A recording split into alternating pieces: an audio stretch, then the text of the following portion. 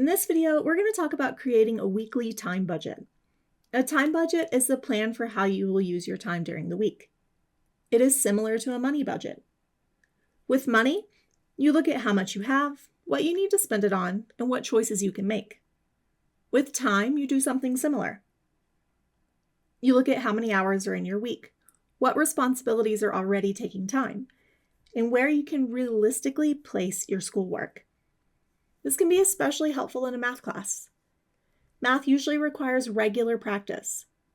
It is difficult to learn math by only watching someone else do problems or by studying once right before the test.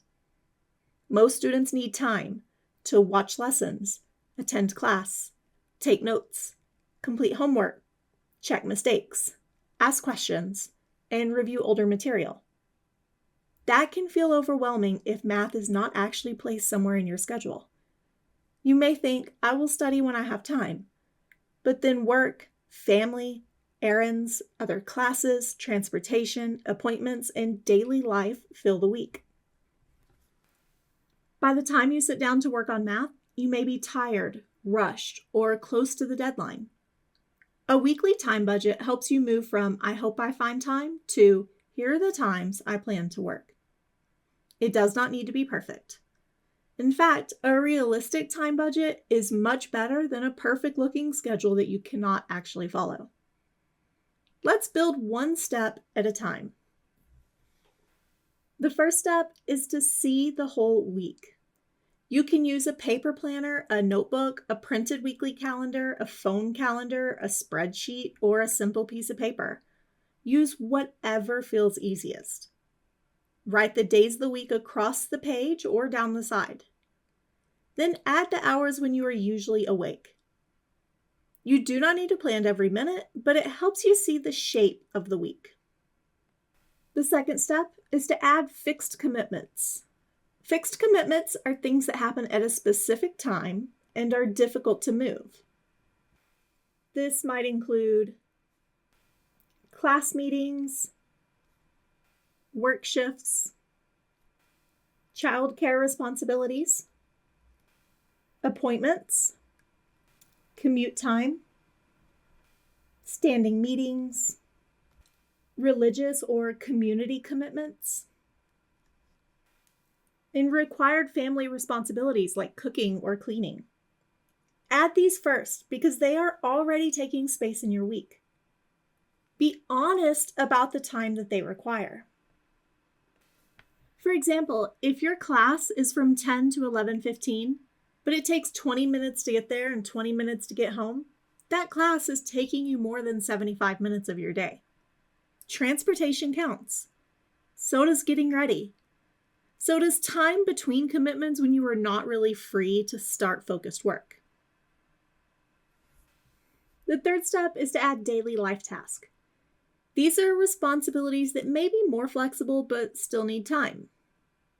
For example, cooking and eating meals, doing laundry, going grocery shopping, cleaning, taking care of family, getting exercise, sleep, small rests throughout the day, medical needs, or technology setup for another task. These tasks matter. Sometimes students make a school schedule that ignores the rest of their life. Then the plan falls apart because it was never realistic. You are a whole person. You are not just a student. Your schedule should leave room for basic needs. Sleep is especially important. It may be tempting to plan late night study sessions every night, but if you are exhausted, your study time may not be very effective. A time budget should support learning, not push you toward burnout. The fourth step is to identify your school responsibilities. List out all of your classes. For each class, write the main task for the week. For a math class, this might include attend class, watch lesson videos, read through notes or textbook sections, complete homework, take a quiz, work on a project, review mistakes, study for an exam, visit tutoring, ask the instructor a question. Not every class will need all of these each week, but this gives you an idea of some of the things that you should be looking for. And this may change week to week. One week, you may really want to visit tutoring, but the next week, you feel very confident in what you're doing, that might not be necessary. Now, estimate how much time each task might actually take. This does not have to be exact. You are making your best guess. For example, we might say watching lesson videos will take about 45 minutes. Taking notes may take about 30 minutes. Maybe we're worried about homework, so we're going to give that 2 hours. Review mistakes, about 30 minutes. Preparing for a quiz, 45 minutes. And tutoring or office hours, 30 minutes.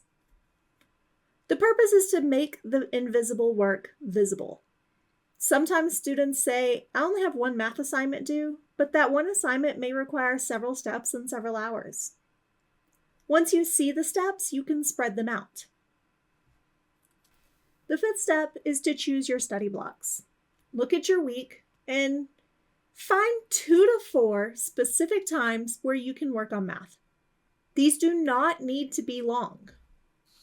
For example, we may have Monday, 6:30 to 7, Tuesday, 2 to 2:45, Thursday, 7 to 8, and Saturday, 10 to 10:30.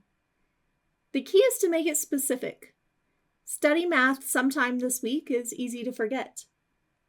Thursday at 7 o'clock, finish homework problems 10 through 18 is much clearer. Try to connect each study block to a specific task.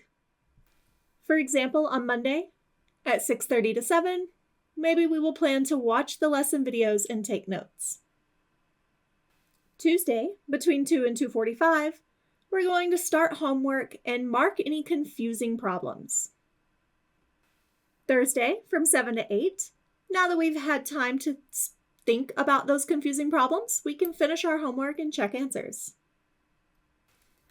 And on Saturday, 10 to 10:30, we can redo some missed problems or prepare for the quiz for next week.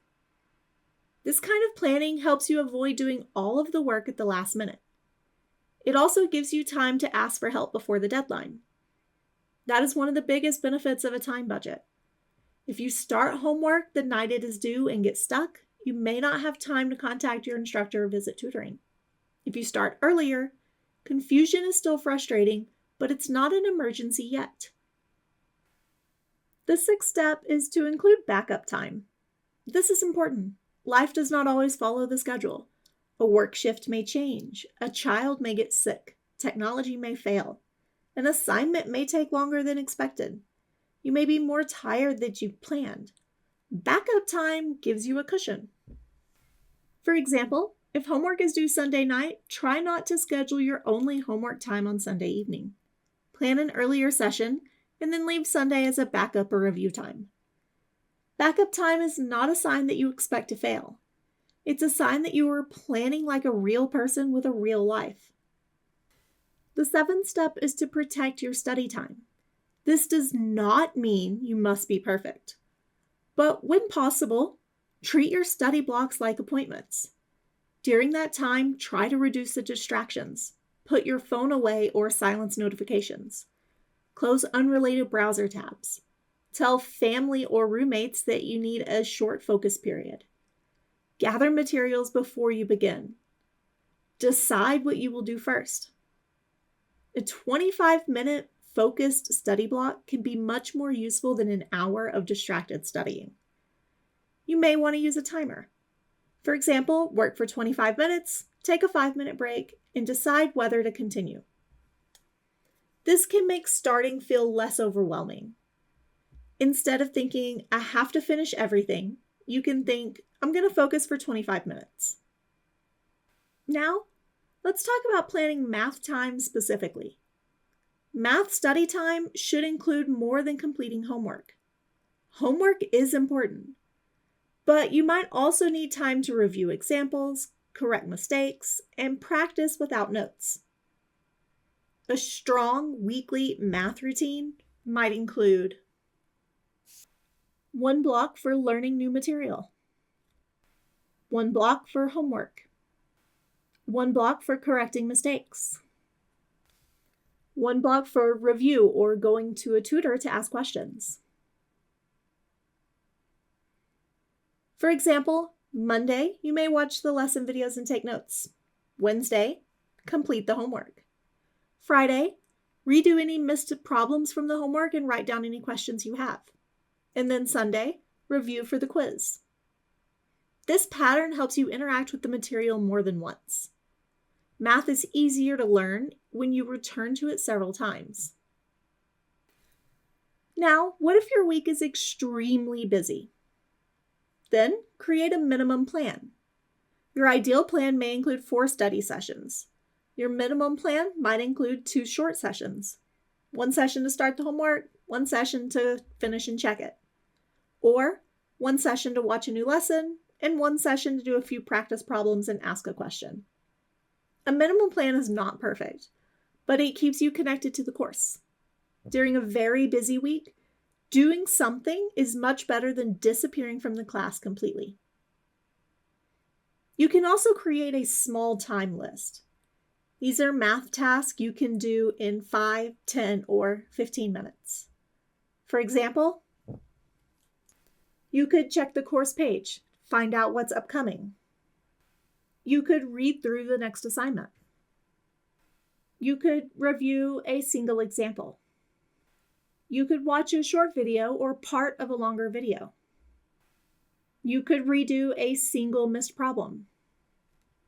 You could write down 1 question that you have. You could organize your notes from the last class. Or you could review formulas. These small tasks do not replace longer study sessions, but they do help keep you moving. One mistake students make is creating a schedule that is too full. They fill every open space with tasks. They may look productive, but they leave no room for delays, rest, or unexpected events. A crowded schedule can become discouraging because once one thing goes wrong, everything feels ruined. Leave some open space when possible. Another mistake is underestimating how long math takes. If homework usually takes 2 hours, do not schedule 30 minutes and then blame yourself when it is not finished. Use past experience to adjust your estimates. A time budget should become more accurate over time. At the end of the week, look back. Ask what worked, what took longer than expected, when was I most focused, what study time was unrealistic, what should I change next week? You are allowed to adjust. A weekly time budget is not a contract. It's a tool. It should help you make better decisions. Here's your action step. Create a simple weekly time budget this week. Write down all of your fixed commitments, your major responsibilities, your math due dates, 2 to 4 specific times when you can work on math, and 1 backup time. For each math study block, write a specific task. Maybe Tuesday, 4 to 4:30, watch a video and take notes. Thursday, 6 to 7, complete homework problems 1 through 12. And then Saturday, 10 to 10:30, redo missed problems and write down questions. You do not need a perfect schedule to be successful. You need a realistic plan that makes time for math before deadlines become emergencies. Look at your week. Name your responsibilities. Choose specific study times. Build in backup time. Then adjust when life changes. Small, steady study blocks can make math feel more manageable. You are capable of building a routine that fits your life. You've got this.